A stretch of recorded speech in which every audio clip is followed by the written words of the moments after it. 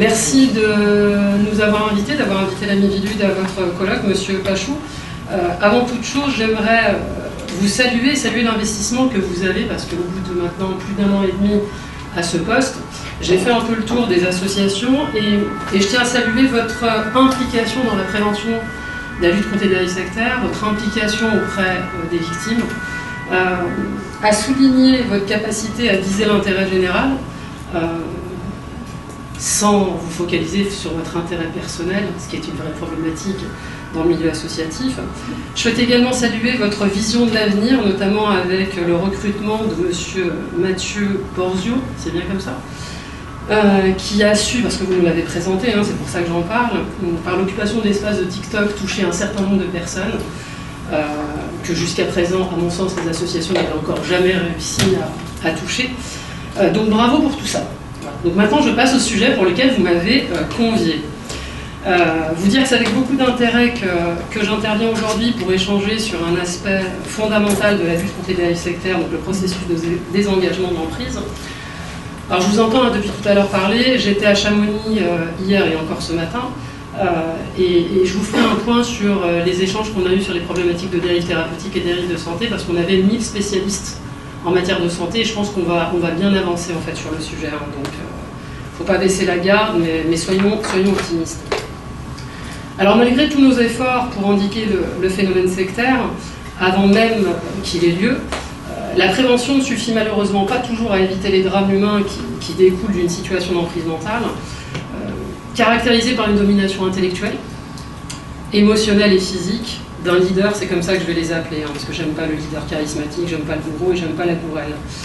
Sur une victime, l'emprise désigne l'aliénation psychique d'un sujet qui est endoctriné.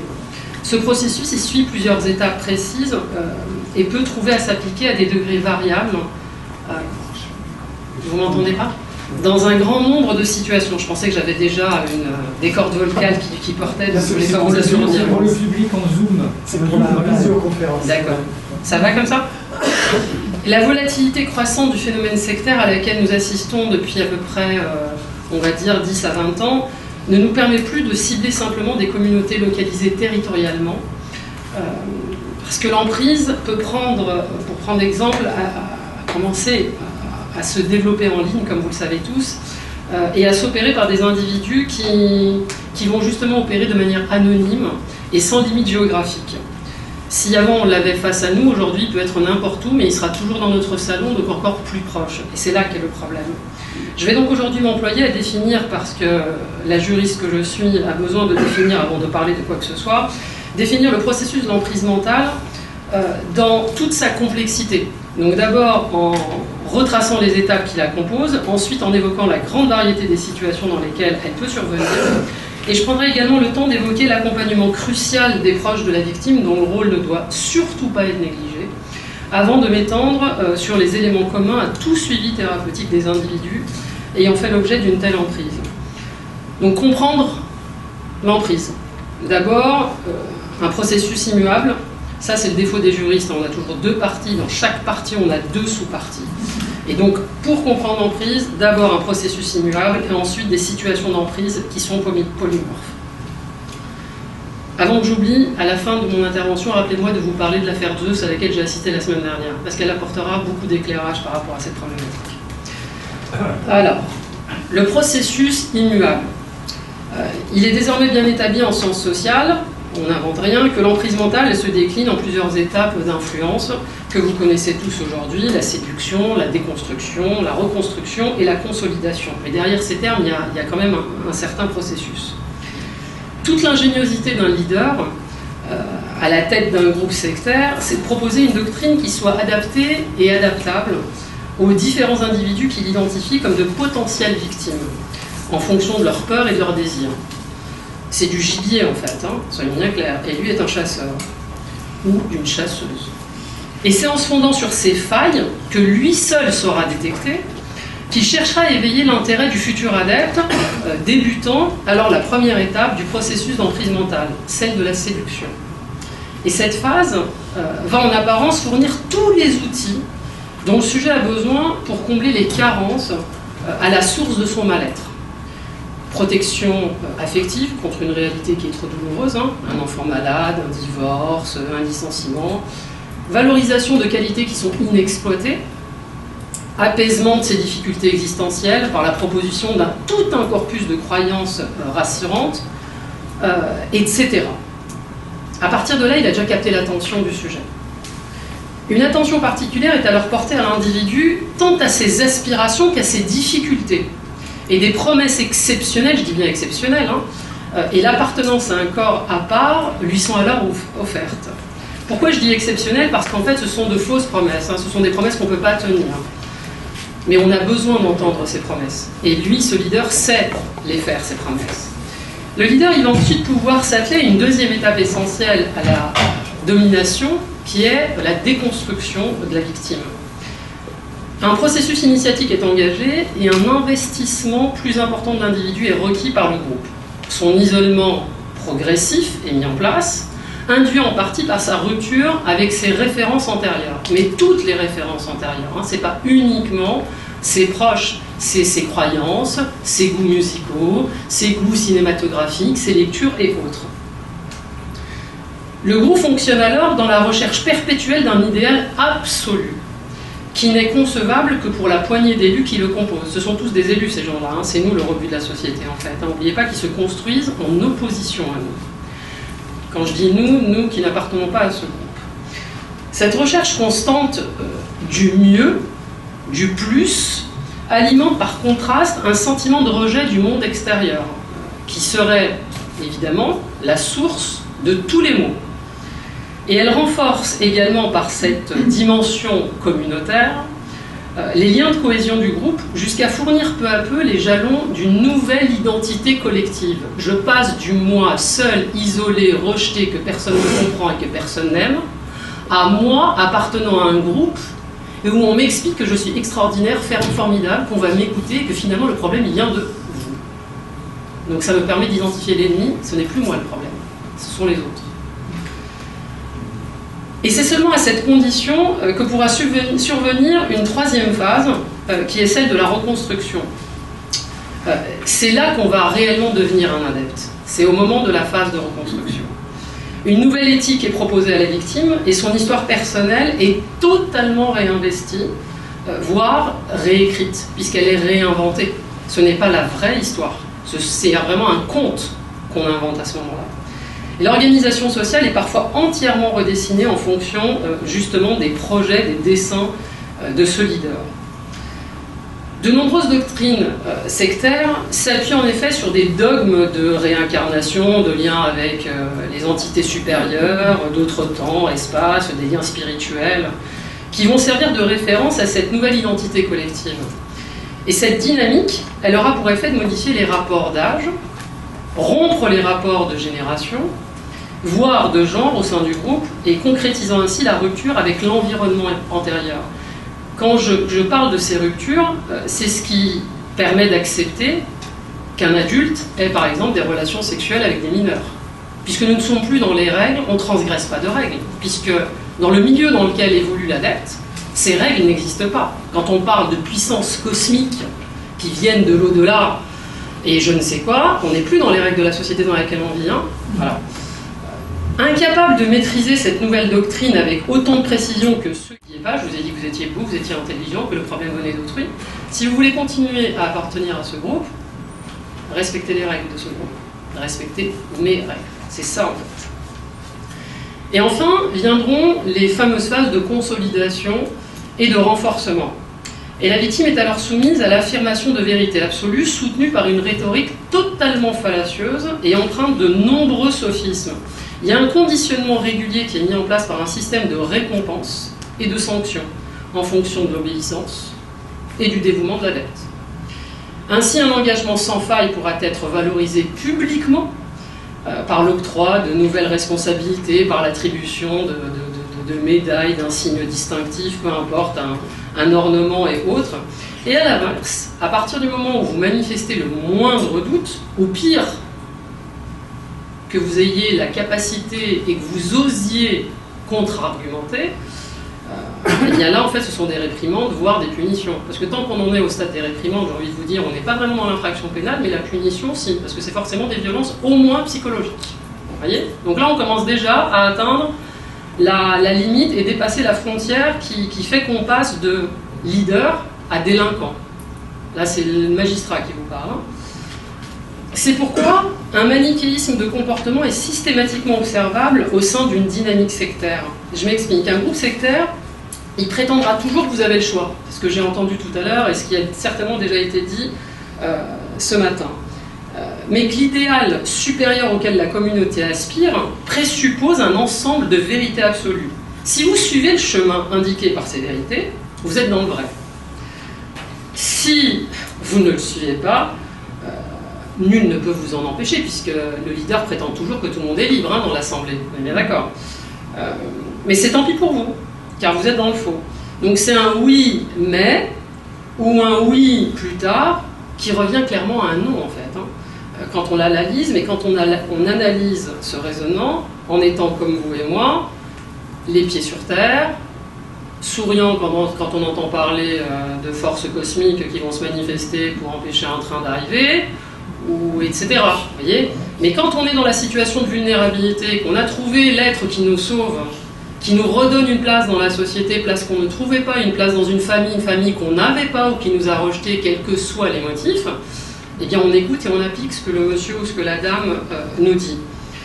Et un non, ça équivaut à terme à une exclusion du groupe, ce qui n'est pas sans générer une forte angoisse d'abandon et de séparation pour l'adepte.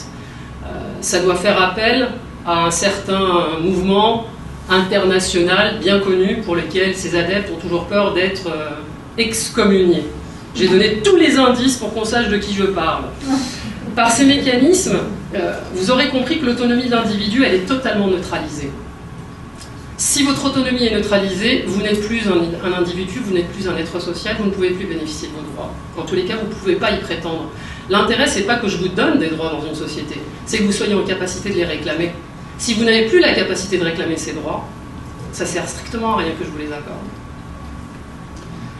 Et la vénération d'un individu ou du groupe, elle est développée, entraînant la soumission et la disponibilité sans réserve. Ça ressemble vaguement à la définition de l'esclavage, quand même, ce que je vous dis là. Vous êtes bien d'accord ? L'emprise, elle peut ainsi être considérée comme le pacte par lequel une personne accepte de renoncer à une partie, voire à toute son identité, en contrepartie de la promesse d'un idéal absolu de bien-être.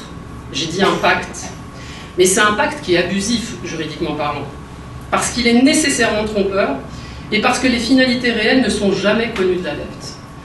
En droit, quand vous concluez un contrat, vous devez savoir à quoi vous vous engagez, même si on ne lit jamais les 158 clauses écrites en minuscules. Mais vous savez grosso modo à quoi vous engagez. Là, avec ce type de personnage, on ne sait jamais à quoi on s'engage. Donc on a vu mon grand A, qui sont le processus qui était le processus immuable, le grand B, des situations d'emprise totalement polymorphes. L'emprise mentale, elle doit pas être comprise comme un phénomène parfaitement homogène, tant elle peut se développer à des degrés qui sont totalement variables au sein de situations qui sont particulièrement différentes. C'est jamais la même chose. Même à la Mivilude, avec l'ancienneté des conseillers, petit 1, ils en apprennent tous les jours, et petit 2, il n'y a pas une situation qui est comparable à l'autre. Chaque victime vient avec son passé, vient avec son histoire, vient avec son vécu, et on peut être soumis tous aux mêmes stimuli, et on ne réagira pas et on ne vivra pas les choses de la même manière. Donc toutes les histoires sont différentes. Tous les vécus sont différents.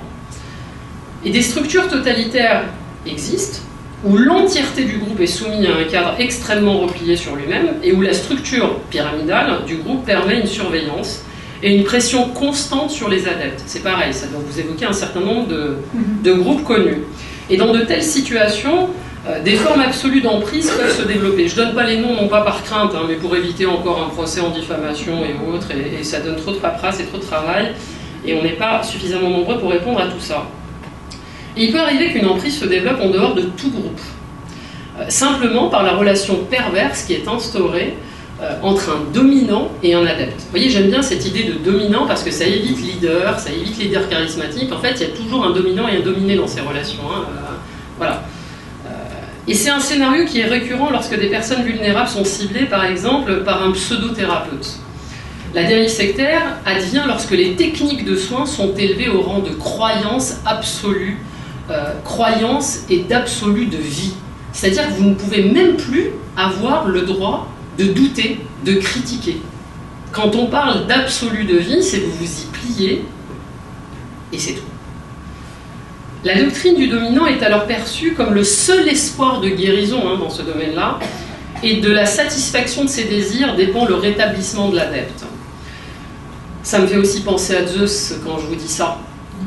On en reparlera tout à l'heure. Enfin, Zeus, le prétendu Zeus. Dans ces cas de figure, l'emprise sera plus ou moins forte selon la personnalité de la victime, son parcours de vie, c'est-à-dire ce qu'on disait tout à l'heure, mais aussi en fonction de la durée et du contexte dans lequel l'assujettissement a lieu. C'est pas je suis resté juste 4 mois ou je suis resté que 3 semaines. Ça dépend dans quel état vous êtes arrivé là-bas. Ça dépend de votre vécu, ça dépend de votre niveau de vulnérabilité. Si vous avez perdu vos enfants dans un crash d'avion et votre mari ou votre femme et que vous n'avez plus rien, que vous êtes seul au monde, votre niveau de vulnérabilité sur une échelle de 0 à 20, il est à 1000. Vous tombez avec l'un de ces gus, ça match au bout de 3 semaines. Il n'y a pas besoin de plus. Vous arrivez, vous êtes juste un peu déçu par la vie, parce qu'il y a des choses où voilà, c'est pas forcément extraordinaire. Eh bien, l'impact que ce dominant aura sur vous demandera déjà, pour qu'il ait un impact, beaucoup plus de temps, beaucoup plus de travail de sa part, et ça vous permettra toujours de partir avant que vous ne soyez totalement sous son emprise mentale. Donc vous voyez, il y a trop de paramètres en fait pour pouvoir, c'est pas une science exacte, c'est pas des mathématiques, c'est pas au bout de 4 semaines, ça y est, c'est foutu, je suis sous son emprise, c'est pas au bout de, ça dépend de qui il va, ça dépend de son histoire, ça dépend de son vécu, ça dépend de sa vulnérabilité.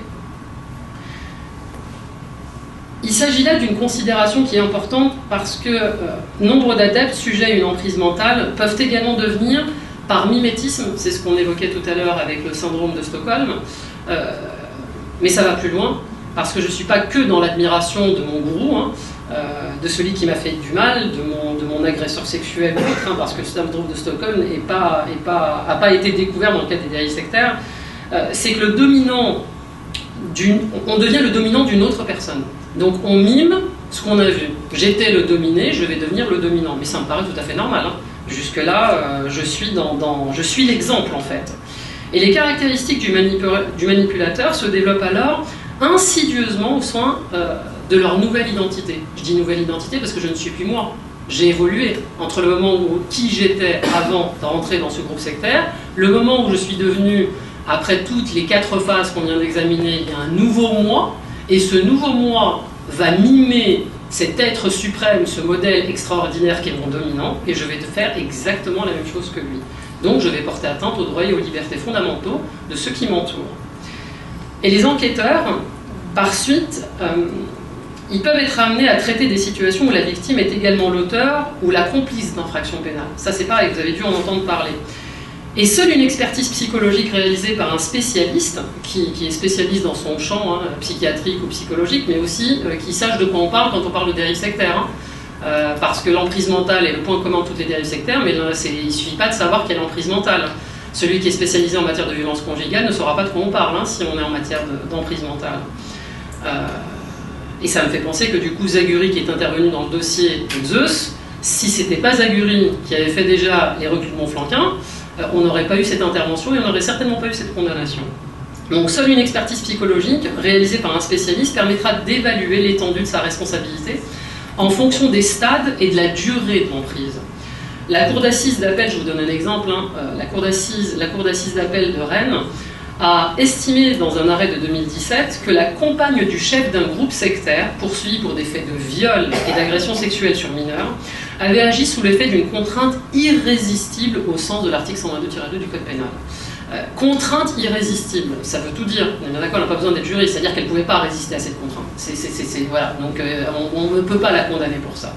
Et selon les termes de l'arrêt, je vous ai repris l'extrait qui est parlant, l'accusé, et eux, je vous les guillemets, était sous l'emprise totale du leader, dans un contexte de grande fragilité psychologique, soumise à ces méthodes d'endoctrinement qui l'avaient convaincue qu'elle était sa part d'âme, et que si elle n'obéissait pas entièrement à ses préceptes, elle risquait de se désintégrer et de désintégrer celui-ci. Vous imaginez la responsabilité qui pesait sur cette femme?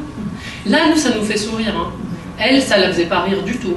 Dans l'affaire Zeus, c'est exactement la même chose. Les femmes étaient à ses pieds, elles étaient toutes nues, il avait des relations sexuelles quand il voulait, et à chaque fois qu'il y avait un cataclysme, un volcan, Fukushima, tout était du fait qu'elle ne lui avait pas permis d'atteindre l'orgasme extraordinaire. Ça vous fait rire? Elles ont été violées, agressées sexuellement pendant des années, parce qu'elles étaient persuadées que c'était à cause de ça, parce qu'il a réussi à emporter leurs convictions. Donc vous voyez à quoi on peut être conduit. Mais l'essentiel, c'est que l'autorité judiciaire consacre du coup pleinement ce phénomène et ses effets destructeurs sur le psychisme de ceux qui en sont victimes. Et c'est grâce à ce raisonnement et grâce au fait que les magistrats commencent à comprendre de plus en plus cette problématique des dérives sectaires qu'on aboutit à ce type de situation et que cette femme n'a pas été condamnée en tant que co-auteur ou en tant que complice. Mais il faut bien être clair, en aucun cas, cette conscience de l'emprise mentale sur ces victimes qui ont pu devenir auteurs ne saurait constituer un moyen détourné de déresponsabiliser totalement celui qui allègue en avoir fait l'objet à des fins stratégiques. Il est important, y compris dans le cadre de sa reconstruction éthique, alors, je ne sais pas si la reconstruction éthique fait partie des manières de travailler des psychologues ou autres, il est fondamental que l'adepte puisse distinguer les faits dont il a réellement été victime et pour lesquels rien ne peut lui être reproché, je parle toujours juridiquement parlant, de ceux qui relèvent d'une faute personnelle et où il n'a pas pu, où il n'a pas su protéger, alerter et dénoncer. Vous voyez, il y a deux mondes. Il y a j'ai subi des agressions sexuelles, si je reste sur l'exemple de Zeus que j'ai vécu en direct, au-delà du dossier, hein, et je suis la fille de cet homme, mais comme je suis intimement convaincue que si des femmes n'ont pas de relations sexuelles avec lui, quand il en a besoin, le monde peut disparaître, eh bien je vais trouver des jeunes femmes pour alimenter les besoins de mon père, pour assouvir les besoins de mon père. Clairement, juridiquement parlant, ça s'appelle du proxénétisme. Hein. Ça sert à rabattre, c'est rabatteuse là en l'occurrence. Mais juridiquement parlant, on ne l'a pas retenue parce que quand elle a fait ça, elle était totalement sous l'emprise de son père. Vous voyez? Donc il faut vraiment faire le distinguo. Alors comment déconstruire l'emprise? Cette phase de reconstruction, elle est essentielle, aussi bien pour l'adepte que pour ses proches. Et bien souvent, ce sont ces derniers, ses proches, qui alertent en premier lieu la société civile ou les pouvoirs publics de la dérive sectaire, dans lequel la victime se retrouve prise totalement au piège en fait. Alors je vais d'abord parler de l'accompagnement des proches, puis je parlerai de l'accompagnement du sujet. Alors lorsque l'emprise se développe, les proches constatent un changement de personnalité important, une rupture progressive de la victime avec son entourage. Ils se sentent souvent complètement démunis, volés, blessés, voire endeuillés vis-à-vis d'un être cher qui les rejette et dont ils ne parviennent même plus à obtenir de nouvelles. Quand il y a des nouvelles et quand il y a un contact, ils ne le comprennent plus, ils ne se comprennent plus. Et l'entourage de la victime n'est de plus pas toujours familier avec cette notion de dérive sectaire, hein, qui n'est pas simple à appréhender, qui n'est pas simple à réaliser, qui n'est pas simple à comprendre. Et qui peut soupçonner sans pour autant parvenir à identifier précisément de quoi on parle. L'accompagnement de proches, il est crucial à deux titres. D'abord, parce que leur souffrance et leur incompréhension constituent un préjudice en lui-même, je parle en termes juridiques, et ensuite, car le positionnement de ses proches vis-à-vis de la victime, il peut avoir une influence qui est déterminante sur l'état d'emprise de celle-ci. Il est en effet crucial de maintenir autant que possible un lien avec la personne endoctrinée. Pourquoi? Pour freiner sa marginalisation et lui offrir une porte de sortie. C'est ce que vous évoquiez tout à l'heure, hein, mais c'est des termes qui sont juste différents. Porte de sortie parce que si elle n'a pas une porte de sortie, eh bien, la seule voie qui reste pour elle, c'est celle qu'elle a déjà commencé par emprunter, c'est-à-dire celle du dominant. Et de notre expérience, ce contact, il doit avant tout demeurer affectif. C'est ça le rôle de la famille, c'est ça le rôle des proches. Hein. Sans entrer dans un conflit de rationalité. Mais tu te rends compte, parler de force cosmique, c'est n'importe quoi. Mais pourtant, tu as fait des études supérieures dans mathématiques. Ce débat-là, il n'a pas lieu d'être pour la famille. Ce débat-là, en fait, il mène à une seule chose. C'est comme quand vous parlez avec des complotistes, vous leur donnez des arguments pour qu'ils s'arc-boutent et vous verrouillez totalement la porte. Les proches, ils peuvent être choqués par les nouvelles croyances ou le nouveau mode de vie de l'intéressé. Mais du coup, c'est inutile, comme je vous le disais, de démontrer le caractère insensé de tel choix. Il faut le laisser, il faut qu'il y vienne tout seul. La victime, elle est enfermée dans un processus d'emprise, elle est amenée à se méfier de tout ce qui est extérieur au groupe sectaire. Et n'oubliez pas une chose, le leader, le dominant, les a déjà toutes ces victimes, préparées à ce discours. C'est la raison pour laquelle la première chose qu'il fait, c'est la rupture avec son environnement. Vous vous rappelez tout à l'heure, on dit la rupture avec son environnement, avec ses lectures, avec tout ce qui faisait de moi ce que j'étais avant cette rencontre fatale. Donc, j'ai déjà dans mon esprit que si vous commencez à contredire, à dénigrer ce en quoi je crois depuis cette rencontre, en fait, on m'a déjà préparé à ça. Et donc, ça me prouve que vous êtes quelqu'un de nuisible, que vous êtes la mauvaise personne et que vous ne voulez surtout pas mon bien, puisque vous êtes toxique. C'est ça que le dominant dit. Hein. Vos proches, votre environnement passé est toxique, il est impur, il est pervers, il est mal intentionné. La critique du groupe ou du leader, elle fera alors que confirmer ce qui a été prédit à la victime quant à son entourage, c'est-à-dire que votre entourage ne vous veut pas du bien. C'est moi qui vous veux du bien, c'est moi qu'il faut écouter. Donc continuez à m'écouter. Et les familles, elles ont tendance à vouloir se mesurer à la perfection de l'idéal du groupe, sans se rendre compte qu'en faisant cela, elles ne font que renforcer pas le lien familial, et pire, elles alimentent l'argumentation du leader. Le proche devra privilégier les actes d'empathie. Et je vais vous donner un exemple concret qu'on a. Le vécu commun, les rituels familiaux ou amicaux, tout ce qui est de l'ordre de la symbolique affective. Il doit être capable de questionner sans juger, d'émettre une inquiétude sans condamner. Explique-moi, comment est-ce que tu as été amené à croire en ça j'ai besoin de comprendre ton cheminement intellectuel, et pas lui dire mais c'est complètement débile de croire en ça. À partir du moment où vous me... Déjà, on n'est pas sous emprise mentale, hein, d'accord?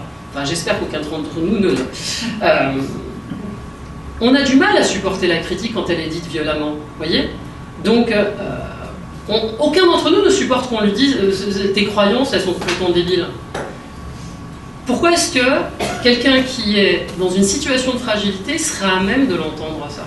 Si on veut récupérer quelqu'un, on y va par la séduction, tout comme le dominant a fait. Voyez, et par l'écoute. Il faut utiliser les armes de l'autre, en fait. La confrontation n'a jamais résolu aucun problème et il n'a jamais attiré qui que ce soit. Donc la séduction que lui utilise en premier lieu, eh ben, la famille, les proches, doivent exactement utiliser cette démarche-là. Dans séduction, il n'y a pas sexuel, n'oubliez pas, la séduction c'est juste, voilà, je t'attire vers moi. Je t'attire dans mon cercle de bienveillance parce que je suis un de tes proches et je te veux du bien. C'est ça que ça veut dire, séduction. Un proche donc devra privilégier ces points où je vous disais questionner sans juger, émettre une inquiétude sans condamner, et à mon sens c'est fondamental. Et il faudra tabler sur l'existence d'un lien, faire le pari réaliste que l'appartenance primaire de l'adepte, je dis bien de l'adepte parce qu'il est déjà de l'autre côté, ça reste sa famille. C'est ça son appartenance primaire. C'est pas le nouveau groupe dans lequel il s'est retrouvé admis ou inclus. Jean-Claude Maes, je ne sais pas si vous avez parlé de lui aujourd'hui, qui est psychologue et clinicien et spécialiste des questions d'emprise, évoque dans son ouvrage Emprise et manipulation l'exemple d'une dérive sectaire dans un schéma familial très complexe. Peut-être que certains d'entre vous le connaissent. Moi, il me parle, donc c'est pour ça que je vous le prends cet exemple. C'est un père de famille qu'on appellera Monsieur X, qui avait fait face au suicide de l'un de ses fils suite à une déception sentimentale. Et après un temps de deuil qui n'avait sans doute pas été mené à son terme, son second fils était entré dans un groupe sectaire. Puis c'est la mère qui était tombée malade, et avant de décéder, elle est décédée sans que son fils ne vienne la voir, ne vienne lui rendre visite à l'hôpital. La raison qui était invoquée par ce fils, c'est que son père n'acceptait pas ses nouvelles croyances. Donc vu que papa n'accepte pas mes nouvelles croyances, je ne vais pas aller voir maman, parce qu'en voyant maman, je vais voir papa. Ce père, qui a amené à mettre de l'ordre, qui a été amené à mettre de l'ordre dans les papiers de son épouse, avait finalement trouvé un objet qui avait appartenu au fils décédé. Et qui était particulièrement chargé au niveau affectif et avec une portée symbolique au regard de la situation sectaire. Et il fut ainsi conseillé à ce père de famille, qui était dans la douleur la plus totale que je vous laisse imaginer, de l'offrir à son fils en expliquant à ce dernier que la transmission de cet héritage avait lieu à un autre niveau que la rationalité du conflit qui les opposait. Cet objet présentait donc la particularité de renforcer le lien familial unissant le père au fils, dans le cadre d'un rituel filiatif, tout en soulignant la dimension fondamentale du deuil et de l'attachement. Alors que le groupe sectaire adoptera une logique binaire, c'est soit bien, soit c'est mal, soit vous êtes avec moi, soit vous êtes opposé à moi, il y a les bonnes croyances et les mauvaises croyances, étant précisé que les bonnes croyances ce sont les miennes et pas les autres, et bien en fait ce que dit cet exemple et ce que dit le thérapeute qui a conseillé ce père de famille, c'est qu'il est préférable d'offrir une troisième voie. Et cette troisième voie, c'est celle de l'attachement et du soutien.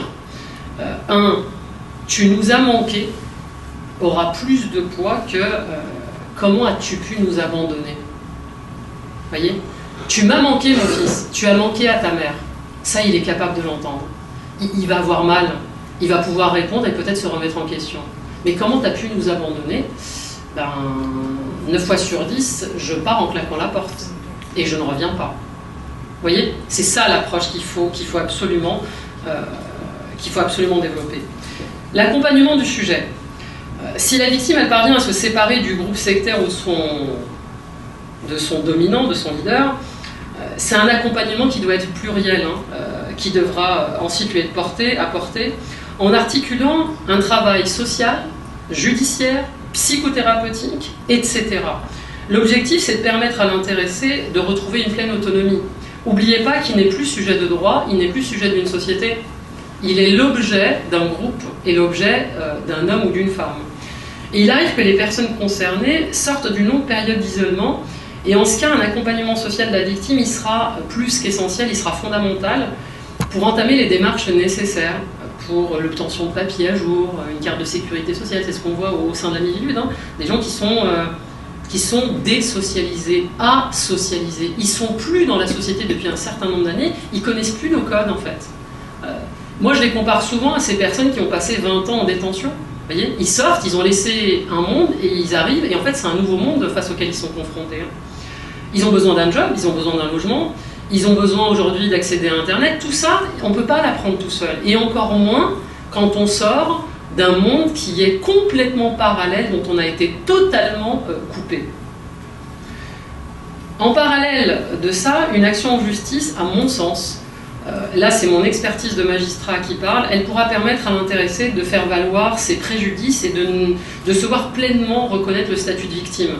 Je ne suis pas un magistrat qui vous dira que le procès il reconstruit tout, il sauve tout et on attend plein de choses et on trouve toutes les réponses à nos interrogations. Parce que c'est pas vrai. C'est pas vrai. Ça dépend de qui et ça dépend de quel procès on parle et ça dépend de quel préjudice on a à combler.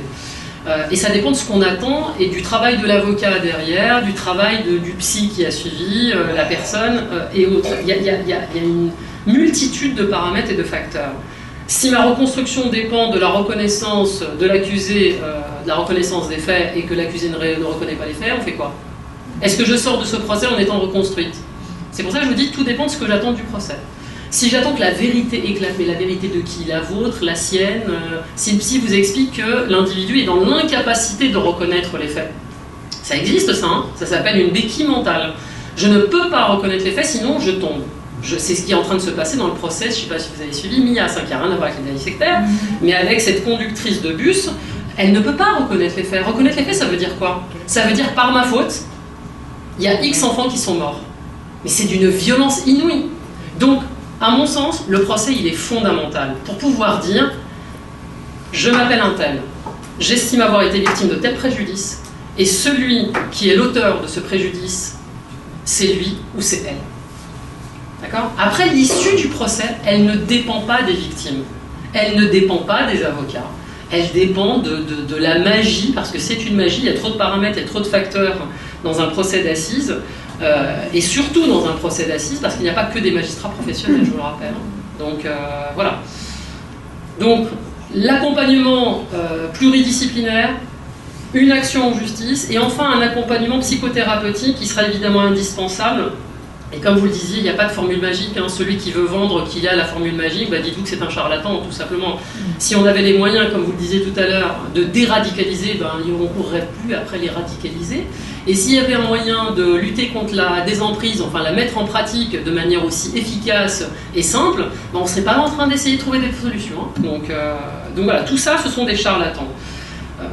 Ce sont des étapes essentielles à la prise en charge, des étapes essentielles à la prise en charge peuvent toutefois être identifiées, tant leur importance est évidente au regard de la problématique traitée.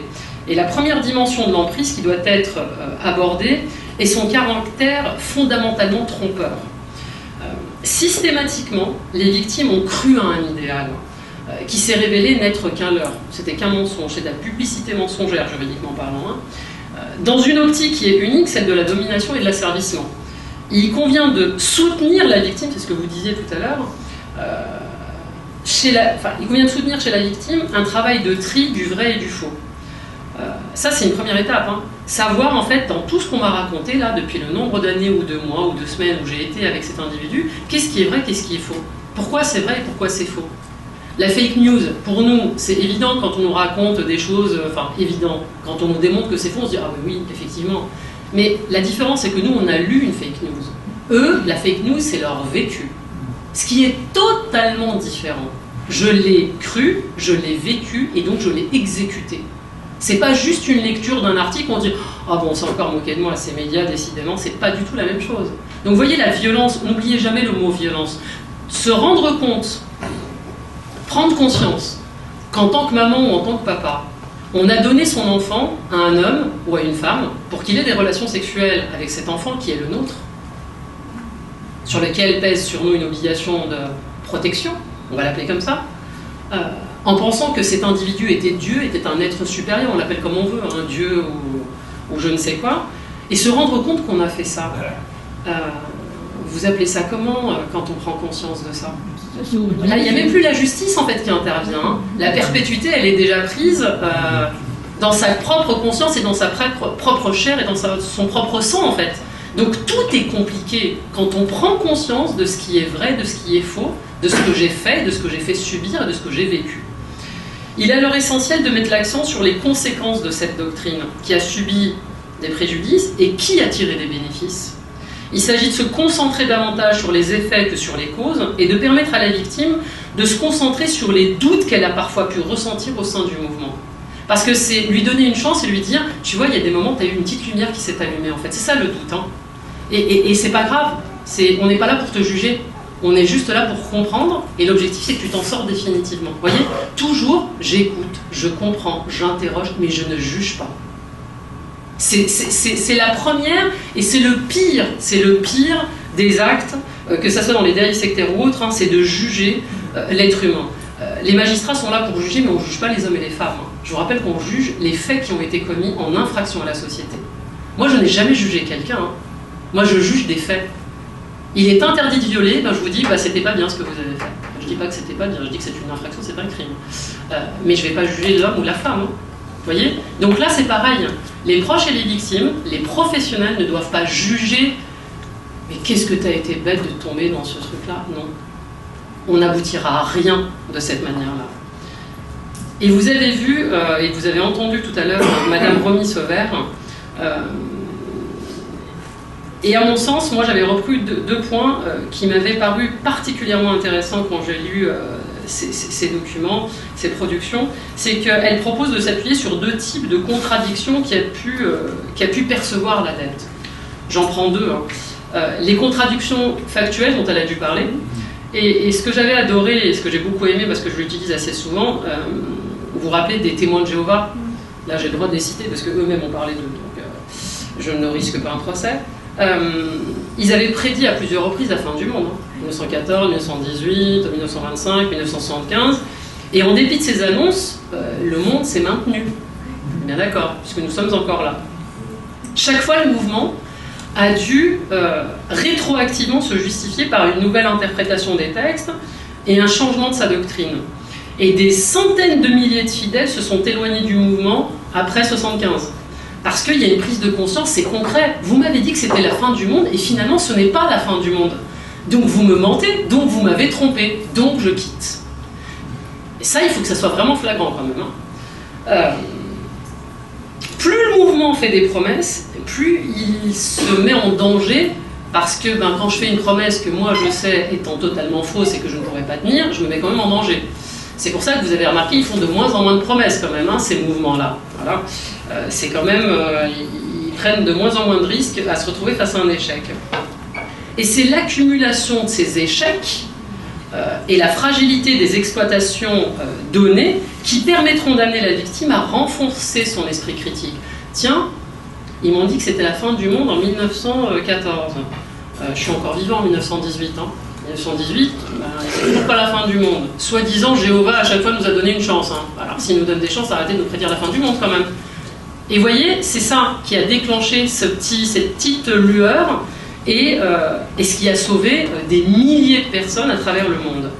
Et nous le savons bien, souvent ces derniers useront d'une logique de culpabilisation pour expliquer un échec.